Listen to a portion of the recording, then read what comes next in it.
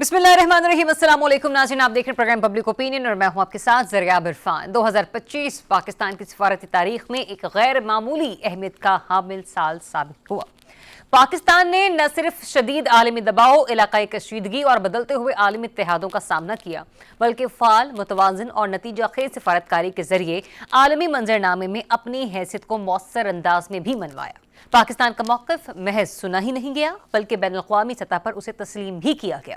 अमरीकी सदर Donald Trump की जानिब से वज़ीर-ए-आज़म शहबाज शरीफ और फील्ड मार्शल सैयद आसिम मुनीर के साथ खुसूसी मुलाकातें और तारीफ़ें हों, या पाक सऊदी दिफाई मुआहदा, चीन के साथ ताल्लुकात में कुर्बत हो, या फिर ईरानी पार्लियामेंट में तशक्कुर पाकिस्तान की गूंज, अक़वाम मुत्तहिदा सलामती काउंसिल की सदारत हो, या गजा अमन मुआहदे में अहम किरदार जनरल आसिम मुनीर को सऊदी आला एजाज़ का मिलना, या बांग्लादेश में पाकिस्तान की खुसूसी अहमियत, पाकिस्तान को ये सारी सिफारती कामयाबियां 2025 में मिली।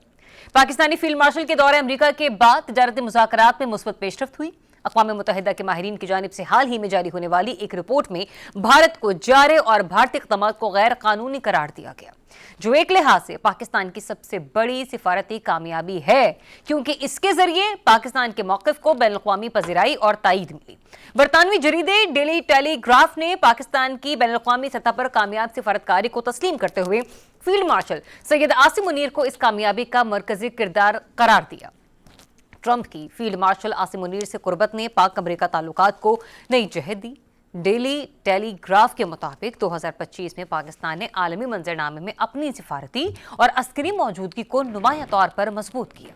भारत की भरपूर लॉबिंग के बावजूद इस बार पाकिस्तानी सफारती सतह पर वाज़ेह सबकत हासिल करने में कामयाब हुआ। पाकिस्तान को टैरिफ के मामले पर कई ममालिक के मुकाबले में बेहतर तिजारती रियायतें दी गईं। वज़ीर-ए-आज़म शहबाज शरीफ और फील्ड मार्शल सैयद आसिम मुनीर को ओवल ऑफिस में बराह रास्त पजीराई और रसाई हासिल हुई। पाकिस्तान ने न सिर्फ अमेरिका में अपने हक में एतमाद की फिजा कायम की, बल्कि ठोस इक़दामात के जरिए अपनी स्ट्रेटेजिक अहमियत को भी साबित करके दिखाया। लेकिन सवाल यह है कि ये कामयाबियां 2026 के मुमकिना आलमी चैलेंजेस का सामना करने के लिए काफ़ी हैं, जब दुनिया एक बार फिर जियोपॉलिटिकल कशमकश, मौशी दबाव, इलाकाई तनाज़ात और बदलते हुए आलमी इत्तेहादों की तरफ बढ़ रही है।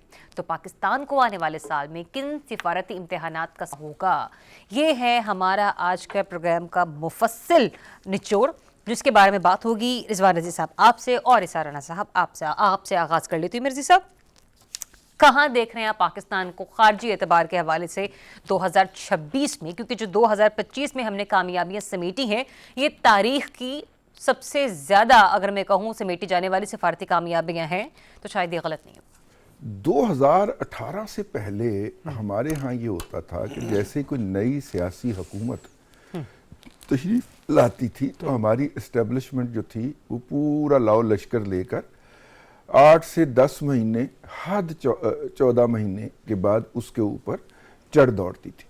धरने का टाइम भी 14 महीने ही बनता, मतलब नवाज शरीफ साहब के तशरीफ लाने के 14 माह बाद धरना आ गया था अपना पीटीआई का। चढ़ दौड़ती थी और उसके बाद फिर बाकी की टर्म उसको जलील करते रहते थे, क्योंकि 2002 में ये तय हो गया था कि अब हर पार्लियामेंट की जो है वो मुद्दत पूरी करवाई जाएगी। तो 5 साल तो मुद्दत पूरी करती थी पार्लियामेंट, लेकिन पार्लियामेंट की नुमाइंदगी बदल जाती थी, उसका चेहरा बदल जाता था, और ये जो है ये रवायत बरकरार रही है आखिरी वज़ीर-ए-आज़म के तब्दील होने तक। ठीक 2018 में शायद एस्टेब्लिशमेंट ने पहली दफ़ा इसके ऊपर सोचा कि हम 2 मुखालिफ सिमतों में चलने की बजाय, जिसके नतीजे में नुकसान at the end of the day मुल्क का होता है, हम क्यों ना एक सिमत ही लें। और जब उन्होंने उसमें कदम बढ़ाया तो शायद सियासी सिमत जो थी वो उसका साथ नहीं दे पाई, या सियासी धड़ा जो है या सियासी पलड़ा जो है वो उसके साथ नहीं चल पाया।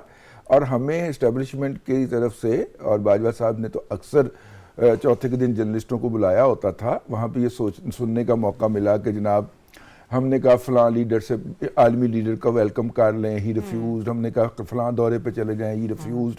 फ़लाँ दौरे पे गए तो जाके पीछे बैठ गए, बजाय इसके कि दुनिया के लीडर्स के अंदर घुलते मिलते चैलेंज करते। अच्छा, उसके बाद जैसे ही सियासी पलड़े ने अपना वज़न हम पल्ला किया تو دیکھیے اس کے بعد پھر پاکستان کو کتنی جو ہے وہ کامیابیاں عطا ہوئی ہیں، جس کی ابھی آپ نے ایک چھوٹی سی جھلک ہمیں بتائی ہے. جی بنیادی طور پہ یہ دونوں پہیے جو ہیں. ایک سوال کی اجازت مجھے اگر دیں آپ، میں چاہوں گی گفتگو میں کنٹینیو رکھیں. آپ نے یہاں پہ بات کی پولیٹیکل ول کے حوالے سے اور پولیٹیکل کولیبوریشن کے حوالے سے جو ہم خارجہ پالیسی کے حوالے سے دیکھتے ہیں، لیکن بڑی معذرت کے ساتھ صاحب آپ بالکل اختلاف کیجیے اور دلیل کے ساتھ مجھے اپنی اس بات کا جواب بھی دیجیے کہ جب میں یہ کامیابیاں گنوا رہی تھی، کہیں پر تعریف ہوتی ہے تو ہماری ملٹری ڈپلومیسی کی ہوتی ہے، کہیں پر کسی آرٹیکل کو چھپتا ہوا دیکھتے ہیں تو سید عاصم منیر صاحب جو کہ ہمارے فیلڈ مارشل ہیں ان کی کامیابیوں کو گنوایا جاتا ہے. کہیں بھی ہم لوگ ڈیفنس کے پوائنٹ آف ویو سے دیکھیں تو ہمارے جو مئی کی جنگ ہے اس کے حوالے سے بات ہوتی ہے. ڈونلڈ ٹرمپ کے حوالے سے بھی بات کریں تو مجھے نہیں لگتا شاید کوئی ایک دفعہ ایسا ہوا ہو جو میں نے نہ سنا ہو. لیکن سر ہماری سیاسی کامیابیوں کو نہیں جوڑا جاتا ہماری خارجہ پالیسی کے ساتھ. بات جب بھی ہوتی ہے ہماری موجودہ جو ڈیفنس لیڈرشپ ہے سر اس کے بارے میں بات ہوتی ہے. تو میں نے کب یہ کہا جس کے اوپر آپ نے یہ نہیں سوال سر، اٹھایا؟ اب میرا جواب سن لیجیے. میں تو یہ عرض کر رہا ہوں کہ ان کامیابیوں کو ٹیک دینے کے لیے جو سیاسی قوت نے اپنا کردار ادا کرنا تھا، جیسے ہی وہ کردار ادا کرنا شروع ہوئی تو وہ ہماری اچیومنٹ جو تھی وہ مینی فولڈ ہو گئی. اور وہ اس کردار کیا چاہتی تھی ہماری اسٹیبلشمنٹ یا عسکری قیادت، وہ میں نے آپ کو باجوہ صاحب کے حوالے سے عرض کر دیا ہے کہ بہت سارے جگہوں کے اوپر مطلب آرمی چیف نہیں جا سکتے یا نہیں جانا ہوتا انہوں نے، اور بہت سارے جگہوں پہ وہ اکیلے نہیں جا سکتے. سیاسی قیادت کو ان کی ہم رکابی کرنی چاہیے، تو سیاسی قیادت نے ان کی ہم رکابی کی. میں نے تو یہ کہا. اچھا ٹھیک ہے. اور مطلب کہ دونوں نے مل کے، میں اس بات سے ایگری نہیں کرتا کہ ایک سائیڈ سے اچیومنٹ ہوئی ہے، ایک طرف کا وزن زیادہ تھا. دونوں نے مل کے یہ اچیومنٹس کی اور دونوں نے ایک دوسرے کے خلاف اپنی بندوقیں نہیں تان کے رکھی. دونوں نے دشمن کے خلاف مل کے جو ہے وہ اپنی بندوقیں تانی ہیں، اور نتیجہ ہمارے سامنے ہے. اور نتیجہ آپ کے سامنے ہے کہ ہم ایک لمبی لسٹ ہے، ہم سفارتکاری کی دنیا کے اندر پاکستان نے کم بیک کیا. چلیں ایک اوور ویو تو آپ نے دیا، میں بیک ٹو بیک آؤں گی میڈل ایسٹ کی طرف بھی اور یورپین کنٹریز کی طرف بھی. ٹھیک ہے، چونکہ آغاز آپ نے کیا تو سارا صاحب میں سب سے پہلے اس میں پاکستان کی خارجہ پالیسی کے جب حوالے سے بات کروں گی تو obvious سی بات ہے اس وقت جو پاکستان سے سب سے زیادہ خوش ہے وہ دنیا کی عالمی طاقت امریکہ ہے اور اس کے موجودہ پریزیڈنٹ جو ہیں ڈونلڈ ٹرمپ صاحب، کہ ایسا لگتا ہے کہ جیسے انہوں نے پاکستانی بچے کو ایک بیبی کو گود لے لیا ہو. سر آپ اس کامیابی کو کس طرح سے دیکھ رہے ہیں؟ کیونکہ اگر وہ کامیابی ہمیں ملی ہے تو سر پتھر اتنا بھاری ہے کہ جس کا وزن اٹھانا بھی تھوڑا مشکل ہو سکتا ہے. 2026 میں کیا فورسی کر رہے ہیں؟ نہیں دیکھیں، پہلے بھی امریکہ ہمارے ساتھ ایسے کرتا رہا، یہ کوئی پہلی دفعہ تو نہیں ہوا. جب صدر ایوب گئے تھے تو ان کا تاریخی استقبال ہوا تھا، امریکہ کی تاریخ کے بڑے استقبالوں میں سے ایک تھا. اور پھر ضیاء الحق صاحب کو بھی امریکہ نے بہت پروٹوکول دیا تھا. تو یہ سمجھے جائے کہ کوئی ہمیں پہلی دفعہ وہ تعریف کر رہا ہے، ایسا نہیں ہے. ہاں یہ ضرور ہے کہ جو لوگ ان تعریفوں سے خوش ہو رہے ہیں وہ ایوب خان صاحب کی کتاب فرینڈز ناٹ ماسٹرز وہ ضرور پڑھیں، تو آپ کو ان کا سارا سمجھ آ جائے گا. باقی یہ کہ جو پچھلا سال ہے اس میں پہلے بات کرنے سے پہلے میں رضی صاحب کی ایک بات کی بطور احتجاج پروٹیسٹ کرتے ہوئے یہ عرض کروں گا رضی صاحب، وہ یہ کہ یہ جو انہوں نے یہ ایک الزام لگایا نا کہ اسٹیبلشمنٹ نے کسی حکومت کو چلنے ہی نہیں دیتی اور ہر 11 مہینے بعد اسٹیبلشمنٹ اس کے خلاف کھڑی ہو جاتی ہے. میں ذرا اس بات کو میں تسلیم نہیں کرتا. میں اس حکومت سے پہلے تک میں نے کہا نہیں 2018 سے پہلے تک چلیں آپ میری بات یہ آپ ٹپیکل جو ہے نا ایک سیاسی پارٹی والا کام نہ کریں. ٹھیک ہے، آپ میری بات میرے گلے ڈالیں. اچھا چلیں، جو رضی صاحب نے کہہ رہے ہیں 2018 سے پہلے اسٹیبلشمنٹ کی عادت تھی کہ وہ کسی حکومت کو نہیں چلنے دیتی تھی اور اس کے بعد پھر انہوں نے اپنا انداز بدلا. میں نہیں مانتا اس بات کو. میں یہ سمجھتا ہوں کہ اسٹیبلشمنٹ کا پریکٹیکلی کوئی سیاست سے تعلق نہیں ہوتا. اس نے اپنے معاملات دیکھنے ہوتے ہیں اور اپنے معاملات کو لے کے آگے بڑھنا ہوتا ہے. یہ رضی صاحب جیسے لوگ اس طرح کی باتیں کر کے دراصل اسٹیبلشمنٹ پہ ایک بہتان لگاتے ہیں. نمبر 2، وہ کیا نام ہے، شعر ہے ان کا شعیب صاحب کا نا، وہ کہتے ہیں عاشقی کا دعویٰ کیا، دوستی سے کیا مطلب، میں تیرے فقیروں میں میں تیرے غلاموں میں. جب وہ دعوے ختم ہو جاتے ہیں نا تو پھر جھگڑے بھی ختم ہو جاتے ہیں. तो पहली दफा ये देखा गया कि कोई दावा नहीं है, मैं तेरे फकीरों में, मैं तेरे गुलामों में। अच्छा, ये आपने जो फ़कीरों और ग़ुलामों की बात की ना, यहाँ पे एक चीज़ मैं आपके सामने रखना चाह रही हूँ सर। जो अमरीकी एक मैगज़ीन है वो ये बात को भी इशारा करता है अपनी रिपोर्ट में कि भारत को ट्रंप की नई खारजा पॉलिसी के लूज़र्स जबकि पाकिस्तान को विनर्स में शामिल किया गया है। सो सर, ये किस बात में तशरीह की जा रही है पाकिस्तान के अमेरिका के साथ ताल्लुकात और जो भारत को मिलने वाली नाकामी है उस? देखें जी, ये जो 2025 है ना, ये सिर्फ एक शख्स के नाम जाता है और उनका नाम है जनरल सैयद आसिम मुनीर साहब। पहले दिन से लेके और आखिरी दिन तक पाकिस्तान की जितनी कामयाबियां हैं वो सैयद आसिम मुनीर साहब के नाम जाती हैं 2025 की जब हम जी बात जी करते हैं, ठीक है। बाकी सारे शामिल वाजाएं उनके कहने से ट्रंप शहबाज शरीफ साहब से भी मिल लेता है, ठीक है ना, वो जाते हैं तो साथ वो किसी और को अपने ले भी जाते हैं। तो ये बात तो हकीकत है कि पाकिस्तान ने अस्करी मैदान में जो धमाकेदार फतह हासिल की है उसकी गूंज पूरी दुनिया के अंदर महसूस की जा रही है और उसी गूंज के अंदर कहीं ना कहीं हमारे प्यारे शहबाज शरीफ साहब भी अजरबैजान चले जाते हैं, कोई इस तरह के मुल्कों में चले जाते हैं, वहाँ जाके वो कर के बात करके आ जाते हैं। लेकिन पूरी दुनिया के जो फैसले हैं वो अगर पाकिस्तान के बिहाफ पे कहीं हो सकते हैं या कोई कर सकता है तो वो उसका जनरल आसिम मुनीर साहब जो है ना वो था। चलेंगे, अब आपने जब इस तरफ बात लेकर आए ना कि पूरी दुनिया के जो फैसले हैं उनके बिहाफ पर हो सकते हैं, तो वाकई उनके बिहाफ पर हमने बहुत कुछ होता हुआ देखा। रिजवान रज़ी साहब, इसमें तो कोई शक नहीं कि फील्ड मार्शल साहब की जब जब डोनाल्ड ट्रंप से मुलाकात हुई है या फिर उनके हवाले से गुफ्तगू हुई है, चाहे गज़ा मामला हो चाहे डिफरेंट और मामलात हों, तो एक एतमाद साजी की हमने देखा है कि हम एक नई सीढ़ी के ऊपर हमने मजीद कदम रखा।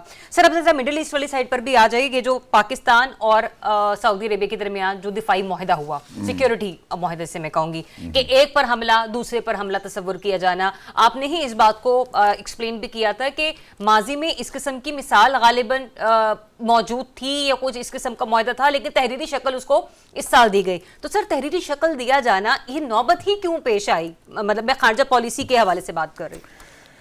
देखिए, नौबत इसलिए आई कि दोहा में जो इसराइल ने हमला किया जी, और दोहा जो था वो दांत निकोसने के अलावा और कुछ नहीं कर सका कतर। मतलब उसने तो प्रॉपरली एहतजाज भी नहीं किया, बल्कि उन्होंने तो लोगों को ये कहा कि एहतजाज करने की जरूरत नहीं है, जिसके अंदर पाकिस्तान भी शामिल था। उन्होंने तो अमेरिका बहादुर से आगे जाके फिर एक दफा गारंटियां ले ली, $150 उनको और अदा करके कि आप हमारी सिक्योरिटी के जिम्मेदार हैं। तो भाई पहले कौन जिम्मेदार था?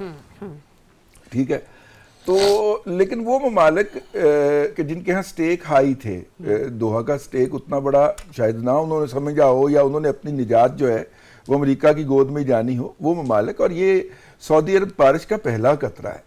अच्छा, इसके बाद कम से कम 8 और इसी इलाके के ममालिक लाइन में लगे हुए हैं कि पाकिस्तान इस नौयत का मुआहदा हमसे भी करे। और उन सबका ताल्लुक सर मिडिल ईस्ट की बेल्ट से है, मतलब अरब ममालिक के अंदर, उनके अंदर उर्दन भी शामिल है। अच्छा, मैंने कहा चले एक नाम तो हम अर्ज कर दें 8 में से, तो आप समझे कि उनके अंदर उर्दन भी शामिल है, और जो उर्दन इसराइल का हमसाया है। और किसी जमाने में उर्दन को, बल्कि किसी जमाने में क्या 6 माह पहले उर्दन को इसराइल की प्रॉक्सी ख्याल किया जाता था। और वो क्यों इसराइल के सामने झुका हुआ था? कमजोर मुल्क था। जब आपने उसको जाकर तसल्ली दी कि नहीं भाई ना ये काम भी हो सकता है, तो वो कहता है कि आप मेरे साथ डिफेंस एग्रीमेंट कर लें और मेरी सिक्योरिटी के अरेंजमेंट जो है उसको ओवरलुक किया करें और शेयर होल्डिंग करें हमारे, ज़ाहिर है कि उसके हमारे पास होंगे। देखिए, बात ये दुनिया के अंदर भारत ने जहां पे हमें सफारती तौर पे मार्जिनलाइज किया है, वहां पे उसने तजारती तौर पे भी मार्जिनलाइज किया। यानी जहां पे अगर कोई पाकिस्तान की चीज जा रही थी और वो सस्ती थी, तो इंडियन गवर्नमेंट ने टारगेटेड सब्सिडी दी है कि लक्समबर्ग के अंदर पाकिस्तान के फैसलाबाद का कपड़ा जो है वो बहुत बिक रहा है।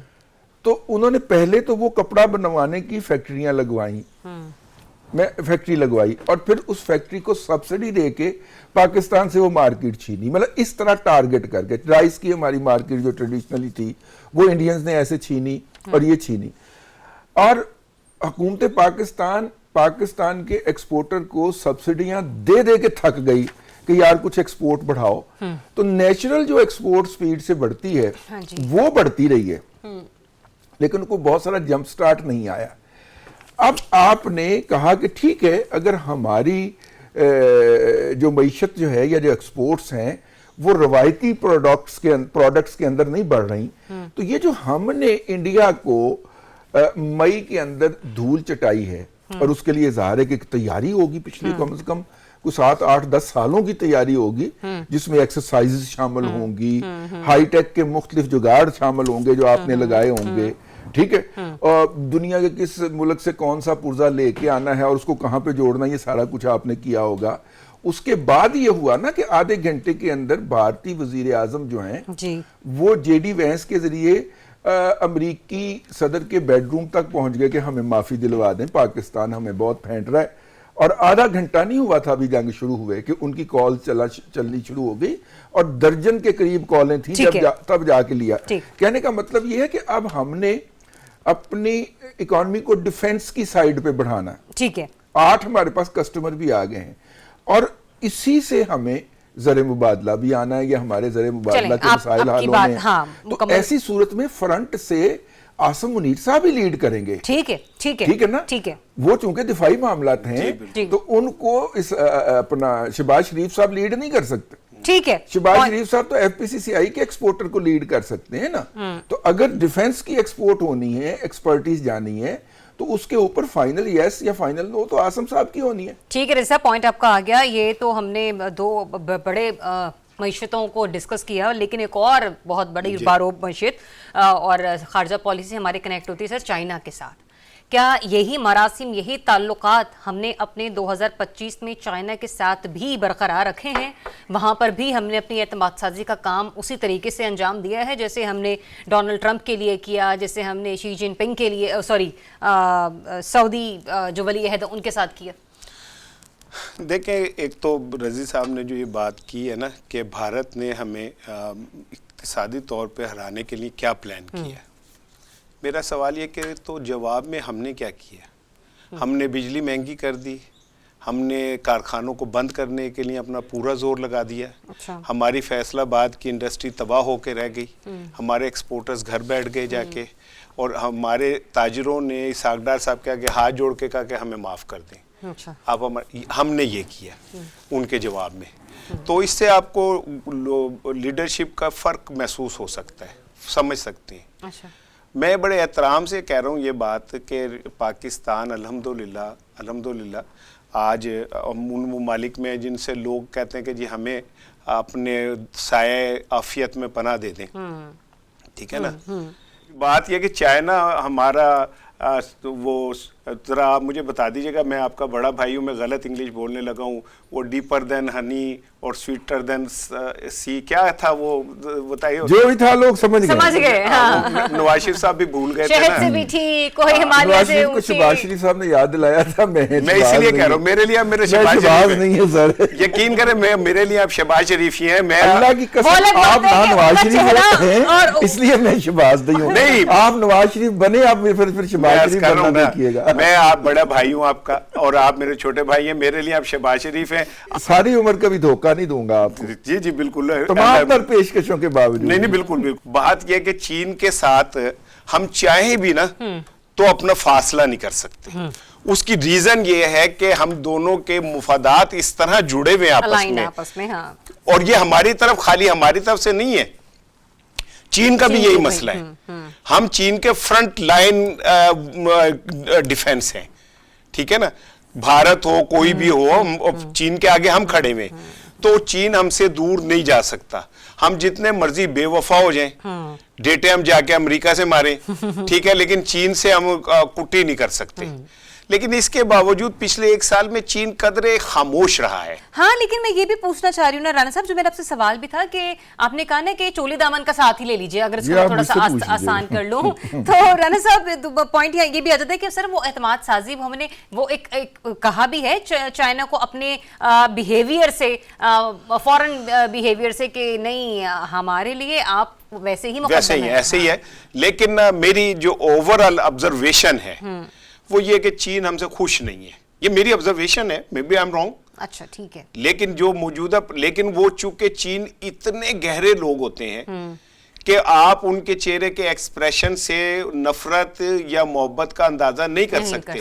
یہ مجھے اس لیے پتا ہے کہ میں بھی کوئی 70% چینی ہوں شکل سے, تو کہ وہ ان کے اندر کیا چل رہا ہوتا ہے, اور پھر وہ بڑے ڈپلومیٹ ہیں, مضبوط, ٹھیک ہے نا, وہ بہت تیزی سے رد عمل دینے والی قوم نہیں ہے. ٹھیک ہے, جس طرح پاکستان امریکہ کے پاس چلا گیا ہے, ریئر منرلز پاکستان نے امریکہ کے کو دینے شروع کیے, جس پہ اصل لڑائی تھی چین اور امریکہ کی, وہ ہم نے دینے شروع کیے ہیں.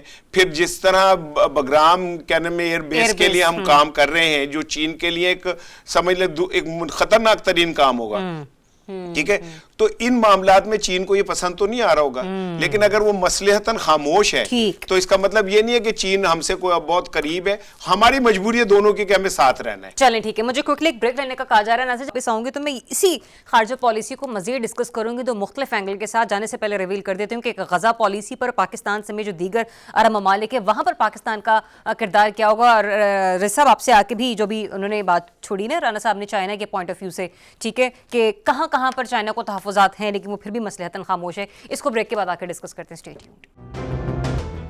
جی ویلکم بیک ونس اگین. ناظرین بریک پر جانے سے پہلے میں رضی صاحب آپ کی خدمت میں ایک سوال چھوڑ کر گئی تھی کہ جو چائنا کے حوالے سے تحفظات کا ذکر رانا صاحب نے کیا ہے, آپ کے نزدیک واقعی مصلحتاً ہی ایسا کچھ ہو رہا ہے یا پھر آپ کا تجزیہ مختلف ہے؟ میرا تجزیہ بہت مختلف. اچھا, آپ دیکھیے, جب ہم آج سے تقریباً کوئی 6-7 ماہ 8 ماہ پہلے تک ایک ڈپلومیٹیکلی آئسولیٹڈ کنٹری تھے, تو اس وقت اقوام متحدہ میں ہمارے خلاف قرارداد جب بھی آتی تھی تو آخری وقت میں ہم اپنے بھائی چائنا کو آواز لگاتے تھے کہ بھائی جان ذرا ویٹو مارنا, لگے گئے نہیں تھے, ٹھیک ہے. اور ہم نے کشمیر کے اوپر بھی چائنا کا ویٹو بڑی بے دردی کے ساتھ آدھی درجن کے قریب استعمال کیا ہے اس دوران میں, کہ مطلب ہم اتنے اس میں irrelevant ہو جاتے تھے کہ ہم وہ بھی نہیں کر پاتے تھے, طالبان جتنی لابنگ بھی نہیں کر پاتے تھے.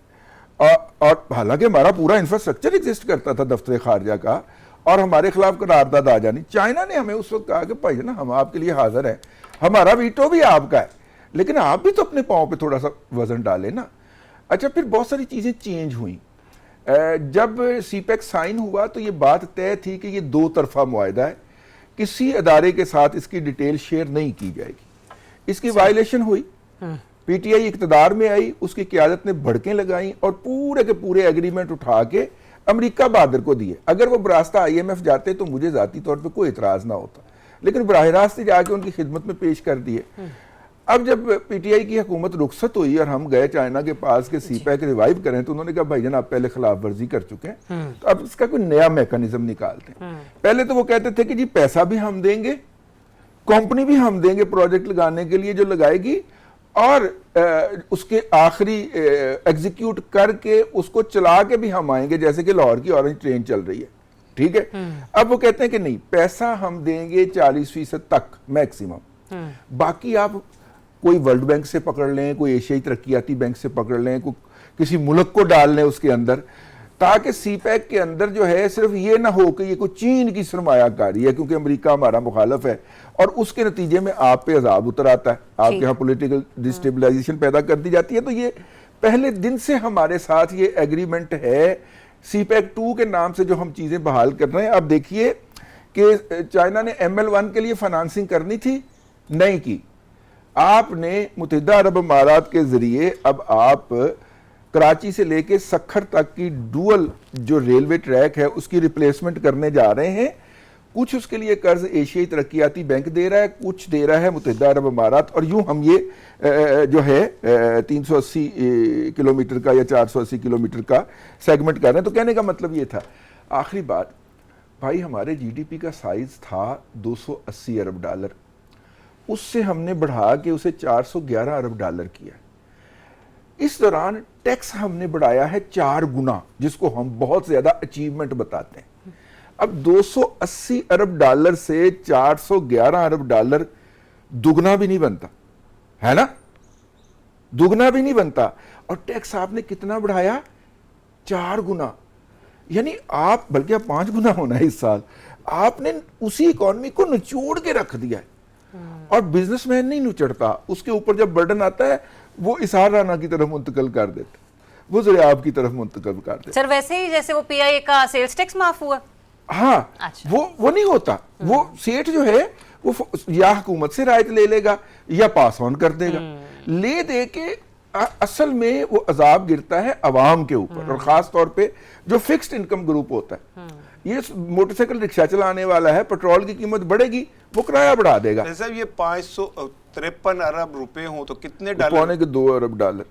पौने 2 अरब डॉलर। हाँ। तो सर ये पौने 2 अरब डॉलर जो हमने निकालवाए लोगों से, तो ये कहाँ गए सर? अब आप टाइम ले ले उससे, क्योंकि ये बहुत बड़ा पीटीआई का प्रोपेगेंडा है कि वो पैसे निकलवाए तो गए कहाँ पे। तो मैं एक सवाल करता हूँ, वो पीटीआई पे चले जाते। नहीं, वो सवाल अपनी मालूमात के लिए बयानियां उन्हीं का है। आपके सवाल आप ही के गले पड़ जाते 2 अरब डॉलर का अगर पाकिस्तान में एक ऐसी कौम जो 1.5 अरब डॉलर के लिए आईएमएफ के थले लग गई। हाँ जी। आईएमएफ कहता है कि ये करना है, हम कहते हैं करेंगे। आईएमएफ कहता है ये करना है, जो उस कौम को 2 अरब डॉलर रुपए में आ गए यार। हाँ। और उसका पता ही नहीं चला कहाँ पे ना। ये सवाल है ना, देखना पड़ेगा किसने निकलवाए। नैब ने निकलवाए। नैब अपनी परफॉर्मेंस शो करता है कि जी हमने पिछले 2 साल 3 साल के दौरान इतने अरब रुपए। अच्छा, ये कहां से निकलवाए उन्होंने? हाउसिंग स्कीम थी जी, हाउसिंग स्कीम ने पैसे ले लिए, जमीन उनके पास नहीं थी, वो पैसे लेके भाग गए। नैब उनको गिरफ्तार करके लाई, उन्होंने जो पैसे यहां पे रखे थे वहां से निकलवाए और निकलवा के उसके अलॉटीज को दिए सर। हुकूमत के खजाने में नहीं जाने थे वो पैसे, वो उसके मुतासरीन को जाने थे सर। मान लिया सर, आप जो है ना वो मान लिया सर, मान लिया। ये बुनियादी बात जो है वो समझने से चले। पीटीआई का हामी तो आ रही है, ठीक है, आप तो दानिशवर है सर। देखिए, रेयर अर्थ मटेरियल के लिए हमने अमेरिका को इनवाइट किया है बलूचिस्तान के आधे हिस्से में, और आधा हिस्सा जो है वो यूरोपियन कंपनियों को हम इनवाइट करेंगे, और पूरे का पूरा सिंध जो है उसके अंदर पहले ही चाइना की कंपनियां इन रेयर अर्थ मटेरियल के लिए एक्टिवेट हो चुकी हैं।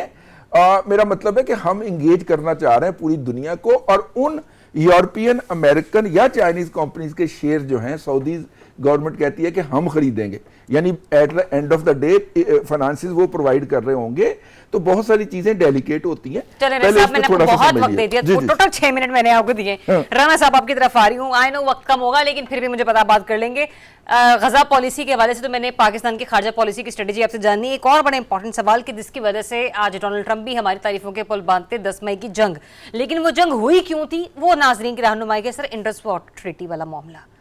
आपको लगता है ये ऊंट किसी करवट बैठेगा 2026 में? हमारी खारजा पॉलिसी इस कदर बेहतरीन अंदाज में चल रही है और परफॉर्म कर रही है। एक तो मैं रिक्वेस्ट करूंगा कि कल के प्रोग्राम में रजी साहब ना वो जो पौने 2 अरब डॉलर की तकसीम हुई है ना उसका ब्रेकअप दे दें हमें। अच्छा, ठीक है ना, कि भाई किस को कितने पैसे मिले, कौन सी वाली सोसाइटी के नाम पे कितने पैसे आए थे और कहाँ किसको दिए। ठीक है, उन्होंने तफसील से बताया ना कि क्या पिछले 1 साल में जिस वजह से जंग हुई थी हमने उसका कोई उपाय किया, कोई उस पर काम किया, हमने उस पानी के हवाले से कोई प्लानिंग की। ये तो हम कभी चीखते हैं जी उसने हमारा पानी बंद कर दिया, कभी हम चीखते हैं उसने हमारा पानी छोड़ दिया। तो हमने क्या किया है उस पानी के लिए? और ये जो बात होती है ना, हर बात में हम कहते हैं हमने भारत को रहा, भाई वो हमारी फौज ने रहा था, हमारी बहादुर पाक फौज ने रहा था। तुमने क्या किया? आपने तो महंगाई आसमानों पे है।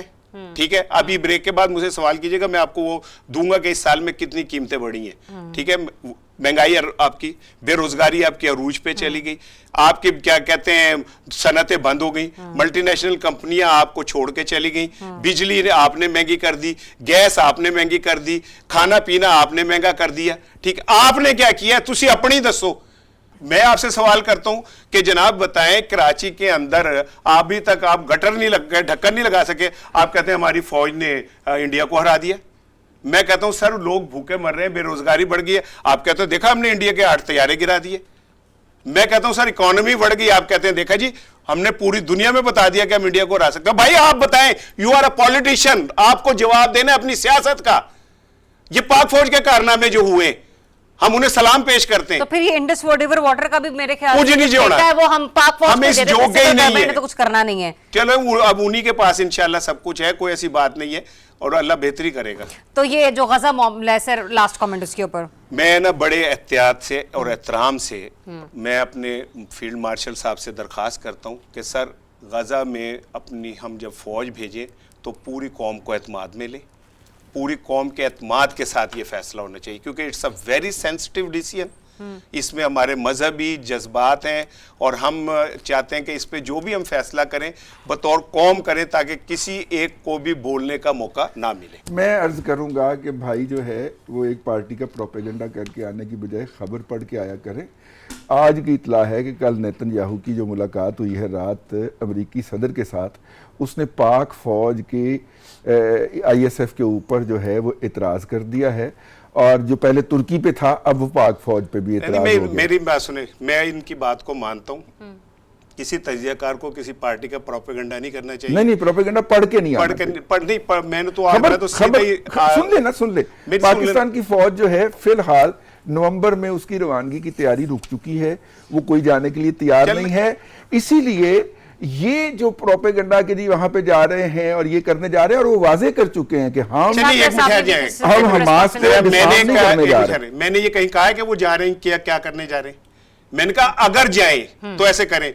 मेरा ख्याल है कुछ तजिया निगारों को भी किसी पार्टी के तर्जुमान के तौर पे बैठने के बजाय फैक्चुअल तबसरा करना चाहिए। आप मेरी हर बात को निगेट करते हैं, आप मेरी हर बात, ये आपकी जिम्मेदारी नहीं है। नहीं मेरी जिम्मेदारी, आपकी जिम्मेदारी पंजाब हुकूमत नहीं जाने दूंगा। आपकी जिम्मेदारी नवाज शरीफ शहबाज शरीफ ने नहीं लगाई। कब्र में जाना, अपनी आजादी का बात करता हूं, मैं आपका पाबंद नहीं हूं, मैं आपका पाबंद नहीं हूं। मैं लानत देता हूं किसी की तर्जुमानी करने, मैं लानत देता हूं तर्जुमानी करने। मैं अपने जमीन पर बात करता हूं। मैंने अपनी कब्र में प्रोग्राम के बारे में सारा ने कैसे चुप कराया? मैं अपनी बात, मैं तो आपकी बात का जवाब भी नहीं देता। नाज़रीन, एक ब्रेक के बाद आपको फिर से ज्वाइन करते हैं। जी वेलकम बैक वंस अगेन। नाज़रीन, सिफारती एतबार से तो हमने डिस्कस किया कि पाकिस्तान के लिए 2025 कैसा रहा और 26 आने वाला कैसा होगा। राना साहब, है कुछ स्टेबिलिटी 2020-26 में पाकिस्तान की पॉलिटिक्स में? देखिए, मैं ये समझता हूँ कि पाकिस्तान के सियासतदानों को मुझसे और रजी से सीखना चाहिए। हम आर्गूमेंट्स के ऊपर नहीं, आर्गूमेंट्स के ऊपर आखिरी हद तक इख्तिलाफ रखते हैं, लेकिन हमारे दरमियान पर्सनल कोई लड़ाई नहीं है। ब्रेक के अंदर हम एक दूसरे के साथ उसी तरह बात कर रहे थे, और हमने ये प्रोग्राम का आगाज उन्होंने एक अच्छे जुमले से किया है, मैं भी अच्छे जुमले से कर रहा हूँ। ये ज़र्फ होना चाहिए। हमने ना मैंने रजी की सीट छीननी है ना रजी ने मेरी छीननी है। हाँ, ये सेनेटर बन जाते तो शायद मैं सोचता कि मैं इनकी सीट छीन लूं, और हमने बनने नहीं दिया अल्हम्दुलिल्लाह, ठीक है। लेकिन मैं ये समझता हूँ कि अगर सियासतदानों ने इस मुल्क को आगे लेके चलना है और खुद लेके चलना है, तो इन्हें अपने अंदर गुंजाइश पैदा करनी पड़ेगी। नंबर 1, पीटीआई को वो गुंजाइश कैसे निकाली मैं कर रहा हूँ, पीटीआई को ये तस्लीम करना पड़ेगा कि इस्टेब्लिशमेंट को वो हरा नहीं सकते, ठीक है। एस्टेब्लिशमेंट को भी ये गुंजाइश पैदा करनी पड़ेगी कि पीटीआई को अवाम के वोट पड़ते हैं, लिहाजा इसकी एक सियासी हकीकत है। ठीक। नवाज शरीफ साहब को भी ये बात माननी पड़ेगी कि पीटीआई एक सियासी हकीकत है। पीटीआई को भी ये बात माननी पड़ेगी कि मुस्लिम लीग नून को आप पाकिस्तान की सियासत से या पीपल्स पार्टी को माइनस नहीं कर सकते। इसके दरमियान का कोई रास्ता निकालना पड़ेगा। तीसरी बात यह कि मैं अपने प्रोग्राम में ये कह रहा हूँ, रजी साहब ये जरा मेरी तरफ तवज्जो दें, मैं नोट्स ले रहा हूं, बल्कि लिख लें। अगर मार्च तक सियासतदानों ने अपने मामला सीधे ना किए तो कोई और सीधे करेगा। अच्छा। मैं ये आपको बता दूं, इनके पास ये 2-2.5 महीने हैं जिसमें ये अपने पॉलिटिकल मामला सीधे कर लें। अच्छा। और इन्हें करने चाहिए। मैं बड़ी अंदरूनी ताकत होगी या कोई बैरूनी ताकत होगी? अल्लाह ना करे, बैरूनी ताकत की क्या मजाल है। अच्छा। पाकिस्तान की तरफ देखे, जरदारी साहब ने कहा है कि दुश्मन जो है पाकिस्तान की तरफ देखते हैं तो उन्हें पता होता है जरदारी बैठा है, ठीक है। तो मैं इतने दिनों से हंसा नहीं था, मेरे हंस के बक्कियां दर्द हो गई, ठीक है ना। बड़े शरीर है आप जरदारी साहब पे बहुतान लगा रहे हैं, ऐसी बात नहीं कह सकते। उन्होंने कहा जलसे में कहा, जलसे में कहा है। अच्छा, हाँ, उन्होंने कहा बेनजीर भुट्टो साहिबा की शहादत के सिलसिले में जो जलसा था। अच्छा, वो मुझे बाद में ऐसा लगा कि वो तो हमारे पाक फौज की तारीफ के लिए कोई जलसा था, बीबी शहीद की तो बात ही नहीं हुई। दोनों बाप बेटे हमारी भारत से जंग को याद करते रहे, बीबी के अफकार और भुट्टो के अफकार पे बात नहीं हुई। लेकिन बहरहाल असल ये कि जो उन्होंने जुमला कहा जिससे मैं उस रात बड़ी गहरी नींद सोया हूं सुकून से, क्योंकि आप हंसे बहुत। हाँ, नहीं, मुझे ये यकीन कि उन्होंने कहा दुश्मन की कोई ताकत पाकिस्तान नहीं देख सकती क्योंकि उन्हें पता वहां जरदारी बैठा है, ठीक है। यानी उन्होंने होंगे दुश्मन की लोड़ है को कम करन दी, ठीक है। तो ये आप उलट से मत ले नहीं मतलब कि दुश्मन की जरूरत एक नहीं होती। जरदारी सब पर भारी भारी और वो पूरे सिस्टम पे भारी है। भारी है। अच्छा जी, देखिए मैं ना परसों भी एक शादी में था, कल भी एक शादी में था। परसों एक शादी में पीटीआई के एक मुअज़्ज़ज़ एमएनए जो हैं वो हमारी टेबल पे बैठे हुए थे। बड़ी हिम्मत है उनकी वैसे। नहीं हम उनको सुनते रहे ना, मुसलसल हमने अच्छा, सुना। फिर आपकी हिम्मत है। और उन्होंने बड़ी ही अपनी तरफ से लॉजिक की बातें की और आखिर में उन्होंने वही कि गुलेल बनाऊंगा। आप पता करें, मेरे पास अभी ब्रेकिंग न्यूज़ आई है कि $210 जो हैं वो अडयाला पहुंच गए और वहां से खान साहब को शिफ्ट करने लगे। अच्छा, वहां पे मुर्शिद बैठे हुए थे नुसरत जावेद साहब। नुसरत जावेद साहब ने कहा कि अभी कोई आधा घंटा पहले तक मैंने चेक किया है, 210 डाले बड़े डाले होते हैं, काले डाले पाया ना, ऐसे एक नहीं बर्दाश्त होता। वो गली सोच के डर जाने, वो गली में से गुजर जाए तो अपना तरात रू निकल जाता है। तो 210 डाले बहुत डाले होते हैं, कुछ थोड़ा सा काम कर रहे हैं। अच्छा, वो फिर उसके बाद ना मैंने सोचा कि यार ये मसला फिर वही है, गलेल बनाऊंगा और शीशे तोड़ूंगा। यानी कि ये जो 3 माह के बाद होगा ना, मैं आपसे अर्ज कर दूं कि कुछ भी नहीं होगा। मैंने स्पेसिफिकली ये बात जो है इस्लामाबाद से आए हुए सीनियर जर्नलिस्टों से जो उस शादी में मौजूद थे ये पूछी। मैंने कहा कि ये जो फरवरी और मार्च के अंदर जो बात चल रही है, और वो दोनों जो हैं वो मतलब कि आपके हम ख्याल ज्यादा हैं, नेक आदमी है। हाँ, बहुत अच्छे पारसा और नेक आदमी हैं, तो ज्यादातर उनमें से आप वाले ख्यालात के हामिल हैं, पॉजिटिव लोग हैं। हाँ, उन्होंने कहा कि ख्वाहिशात को खबर ना बनाया करें रजी साहब, ऐसी कोई बात नहीं है, ये कुछ लोगों की ख्वाहिश है।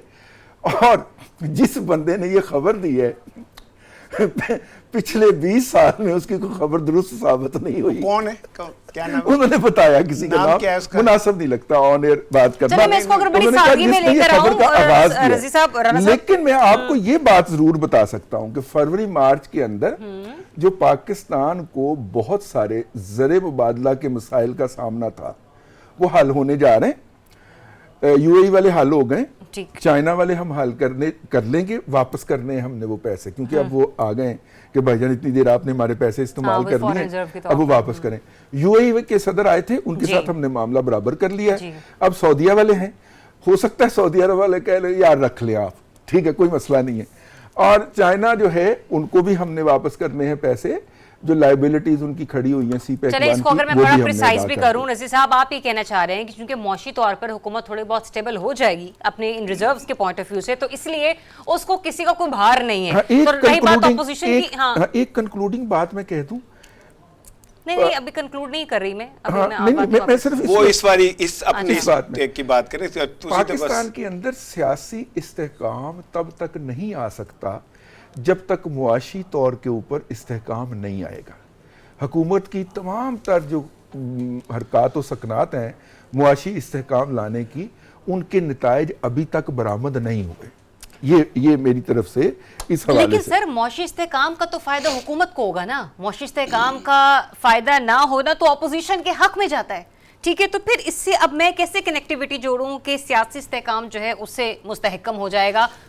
देखिए मोहतरमा ज़रियाब साहिबा जी, दुनिया के अंदर कोई भी इस्तेहकाम जो है ना, मुआशी इस्तेहकाम का मतलब होता है कि उस इलाके की अवाम को क्या समरात में, हाँ, ठीक है। अगर मुआशी इस्तेहकाम से मुराद सरमायादारों, ताकतवरों, ब्यूरोक्रेट्स की तिजोरियां भरने का नाम है, आप इससे अंदाजा करें कि 20,000 हमारे ब्यूरोक्रेट्स ने रजी साहब कौन से मुल्क, पुर्तगाल के अंदर शरीयत की पुर्तगाल है, और उसके एवज हर के एवज क्या वहाँ जमा करवाया है, डॉलर्स कितने को होंगे, एक कम से कम एक आदमी 22 करोड़ में एक उन्होंने वहां से। अब आप 22 करोड़ को 20,000 से ज़रब देते, ये वहां जमा करवाया है, जो वो साथ लेके जाएंगे वो अलहदा है, ठीक है, और खर्चे वर्चे जो होंगे वो अलहदा हैं। तो जो कौम जिसके अंदर इसार राना, ज़रियाब साहिबा या रजी सुबह से लेके शाम तक अपनी जान हथेली पे रख के अपने नज़रियात पे गुफ्तगू करते हुए चंद पैसे कमाने की कोशिश करते हैं कि शाम को हमारे घर ये इज्जत आबरू से पैसे चले जाएं, उस कौम के ब्यूरोक्रेट्स जिन्होंने इस मुल्क को चलाना है वो खरबों रुपए लेके चले जाएं और उस पर बात ही कोई नहीं कर रहा। एक जुमला रही साहब, उस पर कोई बंदा, FIA, पार्लियामेंट, इदारे, कोई उस पर बात करने को तैयार नहीं है।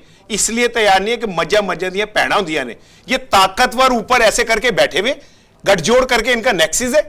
रजी साहब, ये ताकतवरों का नेक्सिस है। वो चीनी माफिया हो, घी माफिया हो, IPP हो, आटा हो, ये बाहर पैसे ले जाना हो, $20 अरब दुबई इन्वेस्टमेंट हो, बाहर ये सब ताकतवर हैं।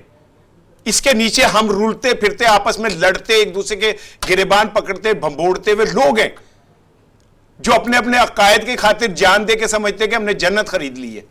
और ये ऊपर बैठे हुए जो लोग हैं, ये इतने बेरहम हैं, इतने बेरहम हैं, इतने बेरहम हैं। हम बात करते हैं ना, मुझे लेट मी से वन सेंटेंस सर, कि हम कहते हैं ना दहशतगर्द आए बम फाड़ के चले गए, ये उनसे ज्यादा खौफनाक लोग हैं।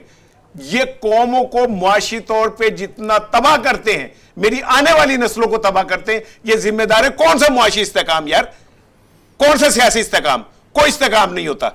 मैं आपको अर्ज कर दूं, एक सवाल पूछ लूं पहले। इसार राना, आखिरी दफा आपने जिंदगी में 1 करोड़ रुपया इकट्ठा अपने पास कभी देखा?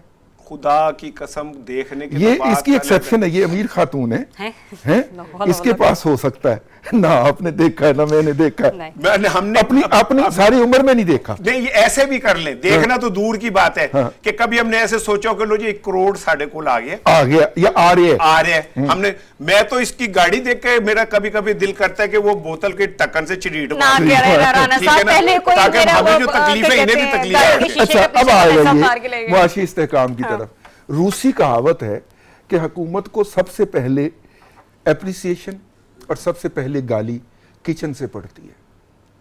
किसी भी जगह पे सियासी अदम इस्तेहकाम तब आता है जब वो किचन में खड़े होके तो एहतजाज करती है या इत्मीनान का इजहार करती है। अच्छा, वक्त मुख्तसर है, 2 मिनट रह गए। नहीं, 1 मिनट बस आपसे सवाल लेने हैं मुझे। का फैसला हमारी खाना करती है। किसी मुंडेर चढ़ते नजर आ रहे हैं आपको 2026 में हुकूमत और अपोजिशन के दरमियान? देखिए, मुज़ाकरात होंगे दोनों अतराफ में, नतीजा खेज नहीं होंगे।